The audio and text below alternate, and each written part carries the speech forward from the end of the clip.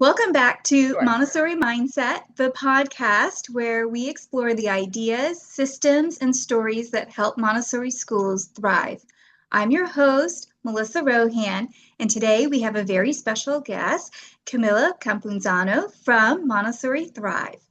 If you're a school leader, admissions director, or Montessori guide who suddenly finds yourself juggling marketing, enrollment, and parent communication, this episode is absolutely for you. Montessori Thrive has become a global resource hub for schools looking to grow their programs, strengthen their systems, and communicate their missions more effectively. Today, Camilla and I will talk about her journey into the Montessori world, how Montessori Thrive began, and the biggest trends she's seeing across school marketing, and practical strategies that any school, large or small, can start implementing right away. We'll also dive into how parent expectations are changing, how schools can build authentic brand presence, and her vision for the future of Montessori Thrive. So grab your coffee, settle in, and let's jump into this rich conversation about building strong, sustainable Montessori communities. Welcome, Camilla. How are you doing? I'm doing great, Melissa. Thanks so much for having me on today. Yeah, no, I'm so grateful. I have been a fan for a long, long time. So for our friends who are new to Montessori Thrive, can you share a little bit about the organization and yeah, just let's hear a little bit about the organization first. Yeah, sure. I'd love to share. Originally we began as Nido Marketing with a very similar mission to the one that we have now, and that was to help Montessori schools specifically with marketing and enrollment growth. It started off as a passion project just about 9 years ago. We had two co-founders, Kasim Aslam, who is a Google marketing expert. He's very much into digital marketing. And Matt Hillis, who is the owner of Barragamo Schools in California, they partnered up and wanted to start a marketing agency specifically for Montessori schools.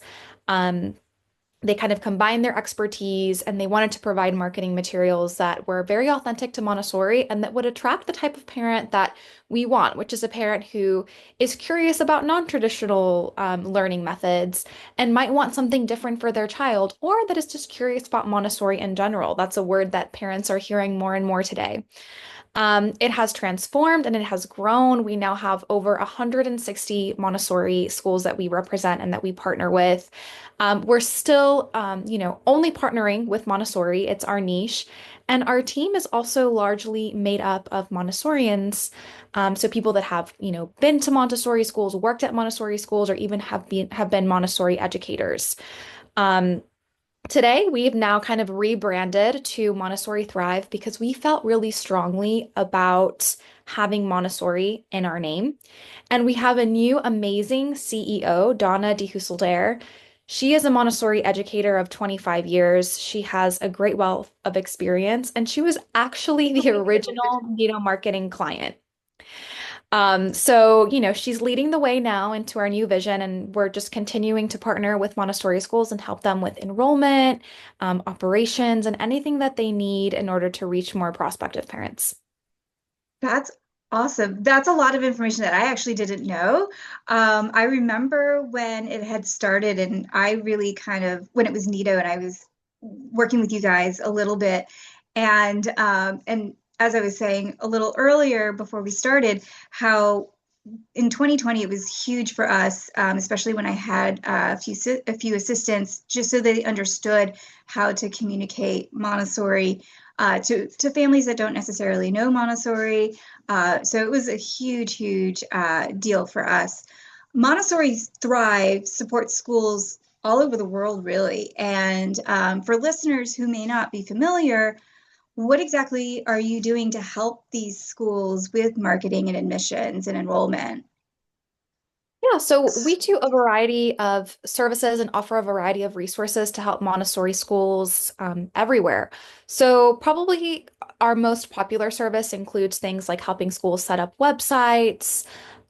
We do things like SEO, Google Ads, typically things that Montessori school leaders or administrators don't want to do because they go into that line of work to connect with people and students. But it's still really important to have, a decent enrollment amount coming through the door so that you can keep your classrooms open and you can keep the programs operating. So we like to take care of that for schools. We also do things like provide written content for social media. Um, we also support schools that don't participate in our paid services because we believe that we want to support all Montessoris, regardless of their budgets. I myself come from the Montessori nonprofit world. I attended and then worked briefly at a nonprofit Montessori school. So I understand that budgets are really limited, but we think that every Montessori school deserves help and resources. So we also have an online community that is 100% free that any Montessori leader can join. They can join from anywhere in the world. We have a library of resources that are aimed at helping schools market themselves, communicate with parents, parent education. A lot of Montessori marketing is just constant parent education. We also host weekly town halls for school leaders to join and talk about all kinds of leadership topics and find support.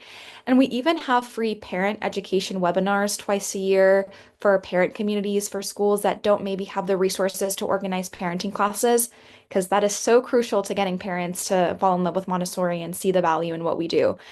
So yeah, we do a whole lot of things to help Montessori schools. Yeah, no, and I think it's all very, very, very valuable. I think that as Montessorians, we live in a little bit in a bubble, just making assumptions that everybody understands what we're doing.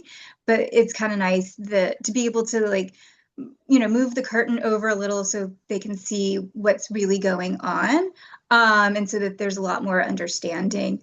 So from your vantage point, because you have a really interesting perspective that I wouldn't necessarily have, or most people wouldn't necessarily have, speaking about pulling the curtain over. What are some of the biggest trends in Montessori marketing, and what's proving really successful for Montessori schools? And what have we been doing from the past that are no longer relevant to the current parent audience? Yeah, that's a great question because, marketing is really, really reliant on trends and what's working. And with the work that we do, we travel a lot to Montessori schools and we talk to leaders. And I had the amazing opportunity to actually visit the school I worked at and attend one of their open houses. And it's so interesting when you get to see kind of what is going on right now currently. And we asked every parent that attended, how did you find out about our school? And we only got two replies, and it was not what I was expecting. And those two replies were Instagram Reels, so video content, short form video content, similar to TikTok, and Chat GPT. So parents are using AI tools to find schools locally.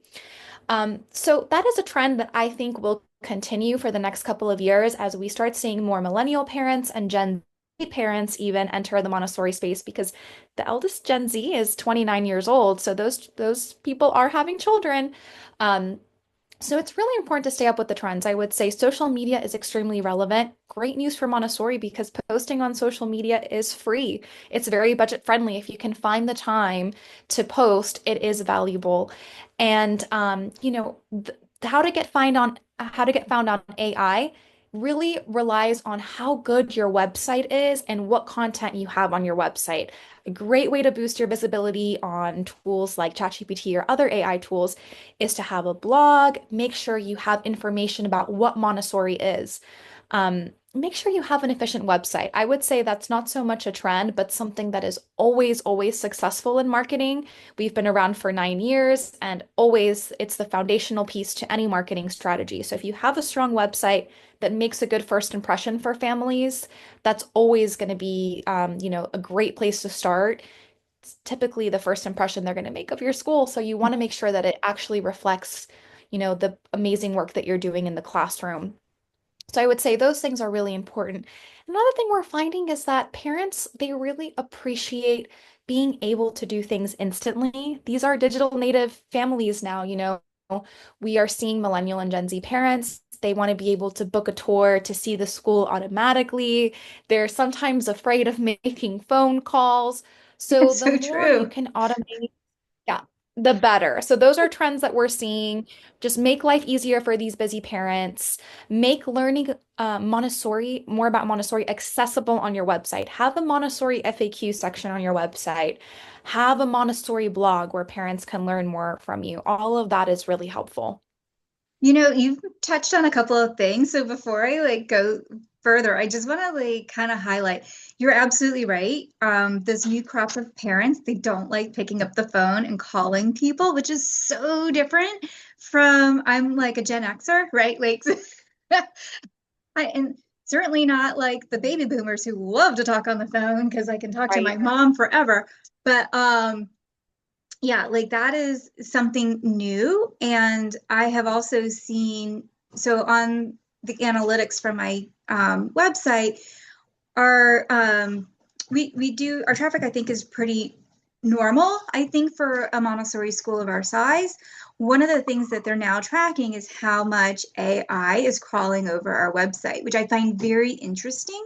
And so that's a really good tip because parents now are using ChatGPT, one to say what's good about the school, like, what are the pros and cons, but they're also like, what are the schools in the neighborhood? They're using ChatGPT a lot like Google at one point because you're getting a lot better and more information than you would on Google.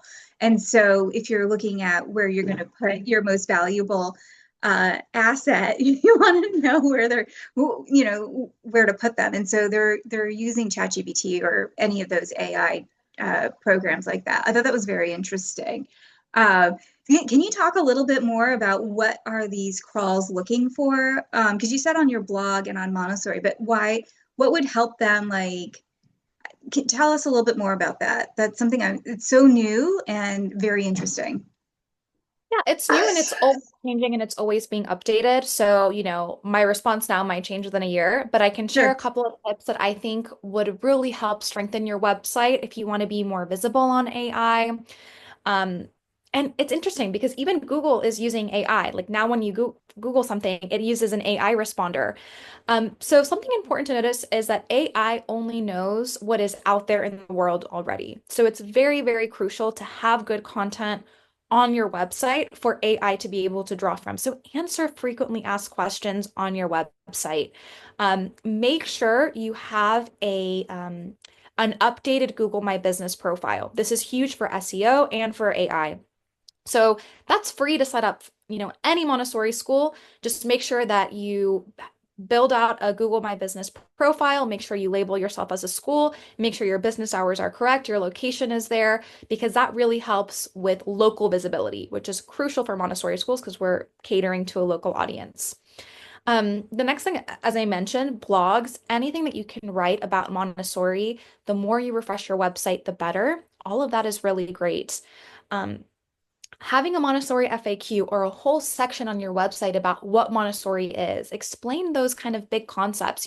What is Montessori versus traditional school? What is Montessori versus daycare? Answer those questions somehow on your website because those are the questions that people are asking ChatGPT, and it will pull from what exists out there in the world on the internet. So if you have well-written content like that, on your blog or on your website somewhere, it's going to be pulling from there and it's going to be able to generate you as a response when that parent is searching. So content is becoming a very, very big part of marketing. Um, so I would say focus on those areas and also just being present online in many platforms. So the more that you appear across the internet, the better. Some great ways you can do this is having a social media profile. Absolutely have on Instagram and Facebook. Make sure people are leaving reviews of your school on third-party sites like greatschools.com, niche.com. Sometimes, care.com is relevant as well, Yelp. Because again, the more that you come up online, the more likely you are to populate in a search. So all of those things become really important and valuable for schools that want to be more visible on AI kind of search. No, I think that's really, really important. The recommendations are huge. I know that's one thing that parents always talk to me like, how did you hear about the school? Oh, I was recommended, or I saw a reference or things like that. So those are important just in general anyways, but you're right, that helps with the SEO, I think. So I think that's really big. What is SEO? I feel like we've been talking about this probably for 9 years, but I still feel like it's so obscure for a lot of people. So if you could kind of, as succinctly as you could, tell us what SEO is. Absolutely. So SEO stands for search engine optimization. And a search engine is Google or Bing. I don't know how many people are using Bing. It's mostly Google nowadays. It's what people use in order to research and find things in their area nowadays. They're no longer looking at yellow pages. They're looking online. So it's just a term to kind of ensure, oh, our website is up to SEO standards. Everything on our website is working to inform Google that we are an effective website, so it will push us up further in the search rankings. Another thing we know about Google is it's really important to be on the first or second page. People rarely go past that. And the way you ensure your spot kind of higher up in those search results is to have a highly effective website. You do this through That's optimizing your website for search engines. It's an extensive process and it's always changing, and very, few Montessorians want to get into the details because it's quite tech heavy. But essentially, we're going in, we're tweaking your website consistently to make sure that it's always updated, it's always fresh, so that it's consistently performing well on Google searches. that, yeah, that's yeah, I can see how important that is. Um, so tell, I feel that this new generation is very different. Like it's almost like an alien, right? Like how are we going to communicate with this alien? There's different cultural, there's different language, there's a lot of things that are different. So we want to like be welcoming to this new crop of this new generation of parents. So how are the parents' expectations evolving over the last few years? How would Montessori schools adapt in that communication style? Any tips or trends or thoughts on that? Yeah, absolutely. It's always interesting to see what new generations of parents bring.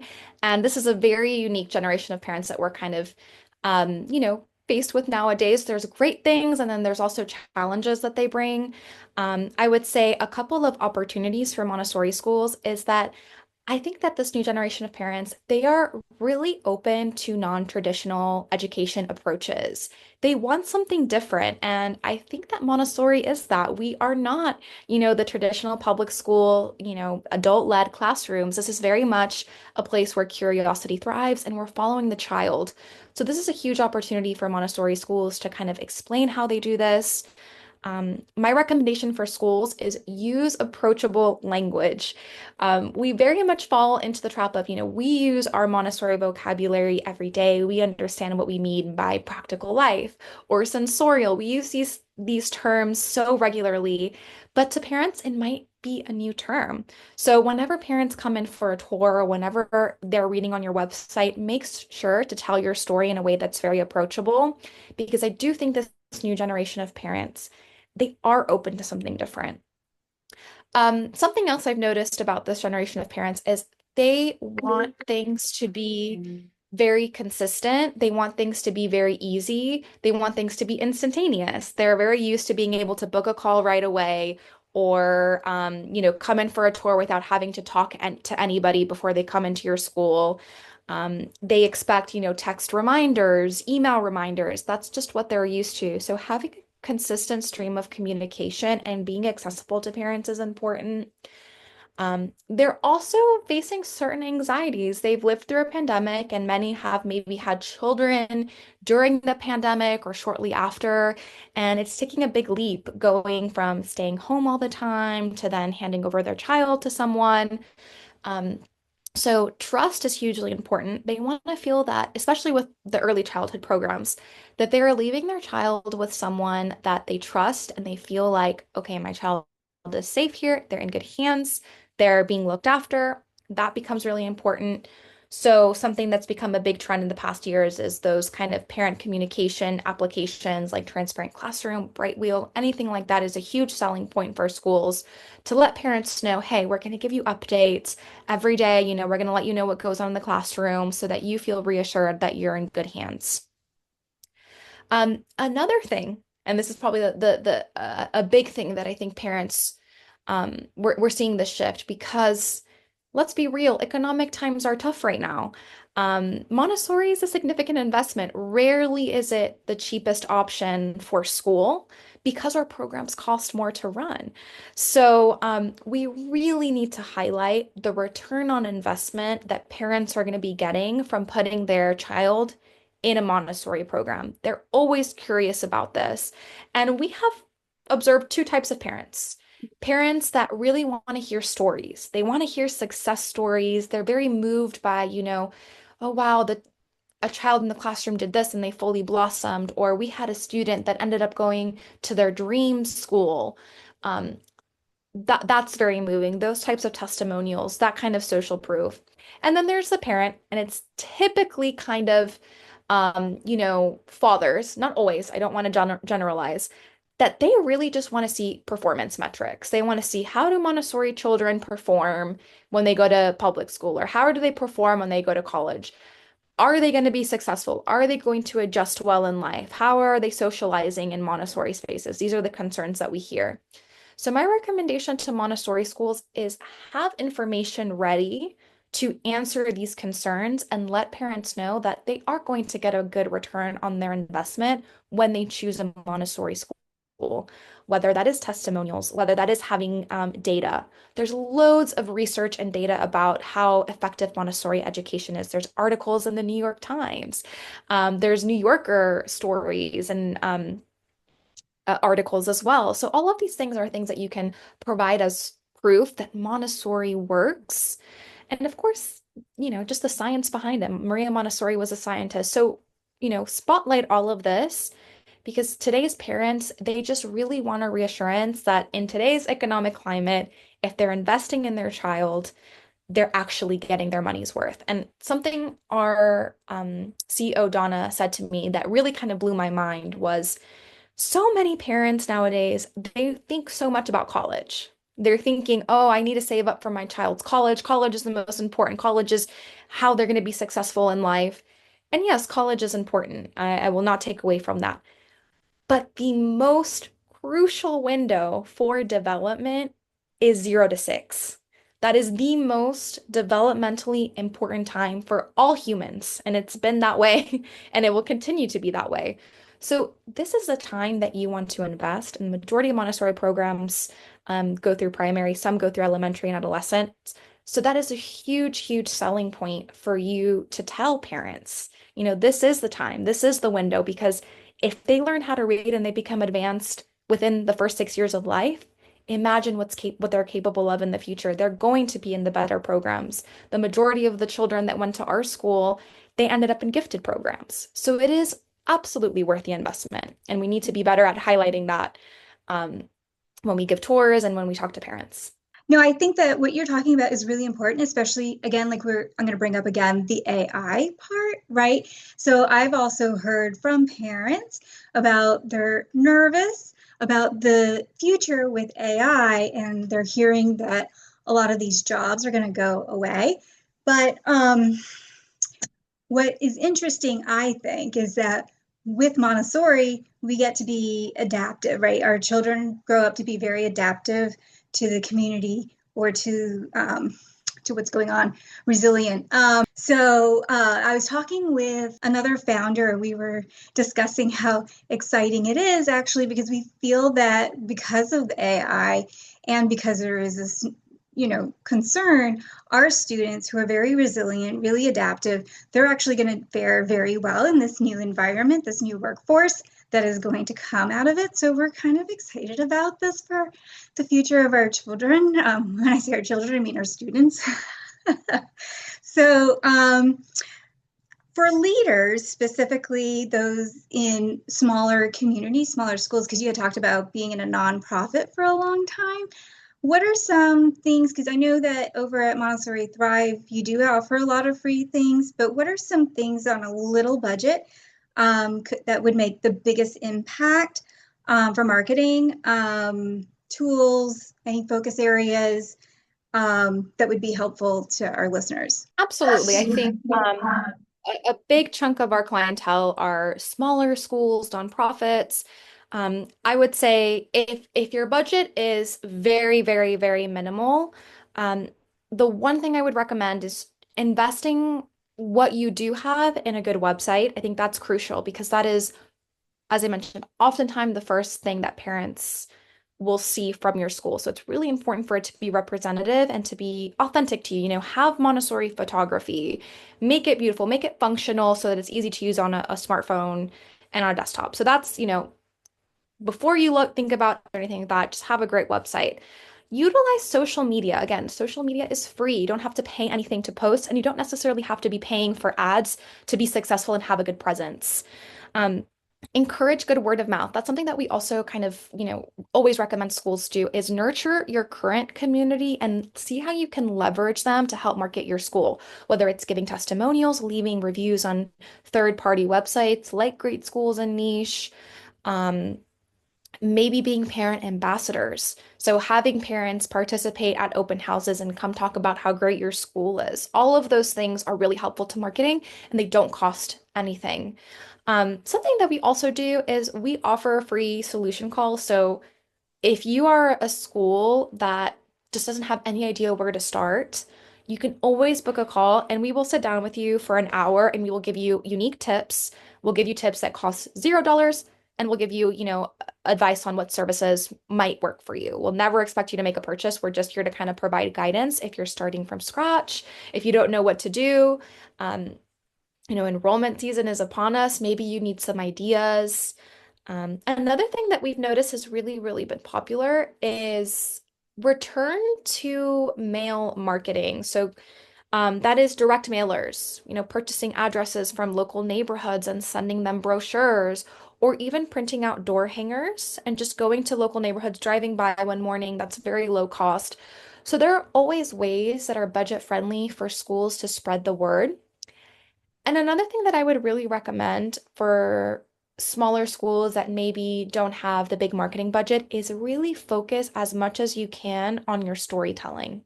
So make sure you have a very, very clear mission and you know exactly who you are as a school and give very good tours because ultimately, yes, parents buy Montessori, but they are buying into you. They want to build trust with you. If they are blown away by you as a person on the tour and everything that you've known and all of the information that you shared, they're much more likely to pick you over another Montessori school or over another private school. So if you don't have, thousands of dollars to run Google ads or, Meta ads, you can still do a lot with just focusing on those things, like telling your story properly, giving parents resources, maybe offer a free parenting class to your community and invite local parents to come learn, give them your brochure and kind of lead them in or just invite them into your spaces. Those are some great kind of more budget-friendly ways for smaller schools to market themselves. No, I think those are really important. You said that so eloquently that like I'm wondering if someone might accidentally miss a few of those pieces because I think that like there's some really great tips in there. I thought what you said about just going back old school and sending mailers and door hangers, that is huge because you're right. No one's getting mail that they want anymore. It's just bills. And so if you put something in there that's a little bit interesting, I think that would be a really great way to get at potentially new families because you kind of become numb to the same thing over and over again. So it kind of breaks it up a little bit. The other thing that you had mentioned that I thought was very interesting was telling your story. Like, I love that. I think that, you know who said that? I was at a meeting the other day and they said, you need to tell your story. And I was so inspired by that because you're right. I think at some point we forget that we have a story on what brought us to Montessori, if you're a founder, why you opened up a Montessori school, like that's a that's a big deal. Like, why do you keep doing this, right? Like after all of, after years of doing this, I think that's really interesting to see that beginning, middle, and not end yet, but, kind of see where Yeah. it's going. And something I always like to use as an example is I always like to use the example of universities because, and just like a personal anecdote, um, I was many years ago now, I was touring colleges about where I was going to study, kind of seeing, and I always had a dream college. I'm like, I'm sure this is the college I'm going to go to. This is my aspirational college. And then I visited that one and I visited my second choice school. And the tour at my second choice school resonated with me so much more. The students were so much more passionate when they were giving the tour that you could tell that they loved the school and it felt like this is where I need to be. Yes, the other school was my aspirational school, but this school told the story better. I really clicked with the people that were giving the tour, and that's where I ended up going. And I think that the same goes for Montessori schools. You might be up against a very prestigious private school in your area, but if you tell your story well, if you have and Montessori has these beautiful environments, if you can connect with the parent, that is ultimately what will sell your program. So in Montessori, we're not salespeople. That's not our nature. But I think we can be good storytellers, and we have to say it in a way that really makes them feel welcome.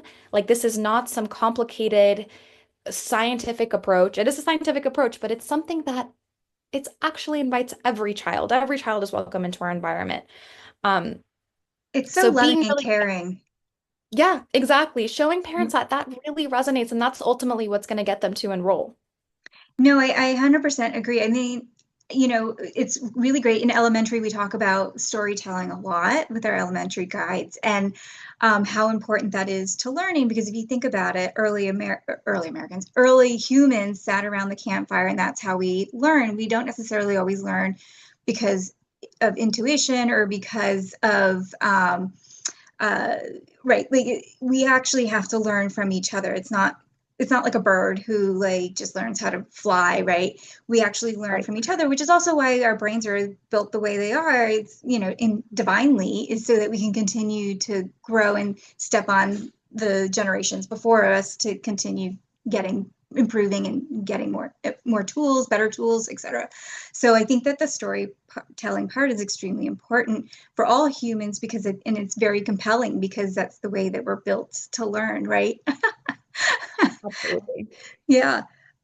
So looking ahead, because you guys kind of made some neat changes with Montessori Thrive. So looking ahead, where is this going, you think, for Montessori Thrive? So the the main reasoning behind our rebrand is specifically to support school administration more. Because what we've noticed, and our CEO, Donna, she was a school administrator and owner for many years. She understood that it was a role that was more than a full-time job. It really has so many moving parts. You wear so many hats. Um, and rarely, I don't think I've ever met a Montessori school where marketing was their number one priority. It never is, and it shouldn't be. That's not what you do as a school. Um, so we really want to be there to continuously support specifically the administration team and, alleviating them from as much as the marketing as possible in a way that makes them feel that their messaging is still going to be very true to Montessori and very authentic to Montessori. So all of the content we produce, all of the work that we do is by Montessorians for Montessorians. Because in marketing, you might be working with a marketing company that just doesn't understand what we do. What we do is very, very unique.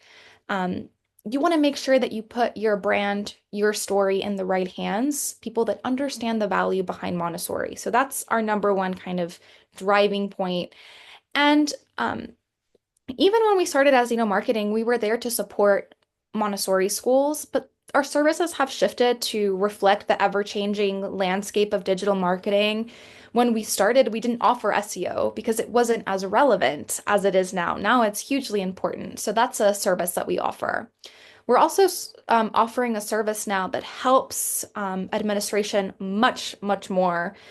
We have like a full PA service where for schools that need help but maybe aren't able to hire an additional person to work in the office, it's like a remote person with Montessori training who can help you with administration tasks. So we're trying to differentiate ourselves and meet the needs of Montessori schools based off of what they've told us, based off of our own experience of working at Montessori schools. And we want to save you the time. That's the next thing is nobody goes into Montessori leadership to do marketing. That's not that's not the reasoning why. They want to be, connectors. They want to connect their staff to the children and they want to make sure families feel included and part of a bigger community and they want to make sure schools are thriving and they have so much on their plate. They don't really have time, but it's so crucial for those classrooms to be full. So that's really kind of our main driving force in everything that we do is let's save you guys time so you can do what is actually important in the schools, which is building community, connecting with students and staff. Absolutely. No, if money wasn't a thing, then like, oh my goodness, it would just be so much more fun. I'm having a ball regardless, but yeah, that is something that is always on top of mind is making sure that we have students and that we're growing as a school. Absolutely. Thank you so much for your time. Thanks for joining us for today's episode of Montessori Mindset. And a huge thank you to Camila for sharing her wisdom, her experience, and her heart for supporting Montessori schools around the world. Whether you're a micro school founder or an established program or just starting to dream about opening a school, I hope this conversation gave you practical tools and renewed confidence in your marketing and enrollment journey. If you'd like to connect with Camila, please tell us how we can connect with you. Yeah, just visit montessorithrive.com. On our homepage, you'll see book a solution call. That's a direct call with me. Definitely go there. And also we have, if you just search Montessori Thrive community, you can find our free online community and you can set up an account. You don't have to be a paid, you don't have to be a paying school to participate, and you can access our resource library, join our weekly town halls. So I definitely encourage you to, reach out to us. And I just want to echo how important the free stuff is. The quality is definitely there. And same thing with the free town halls. Are they still on Thursday? Yep, they're every Thursday. We have an amazing community manager. Her name is Julia. She was an AMI educator. She leads those, and she also oversees all of the resources that are being published. So everything that is accessible to you for free is reviewed by a trained Montessorian, so it's as authentic Yeah.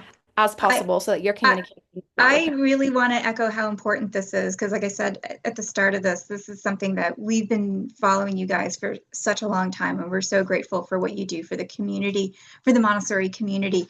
And so we'll go ahead and put that information into the show notes. So you can also look down below for that if you can't remember the name or, excuse me, the address.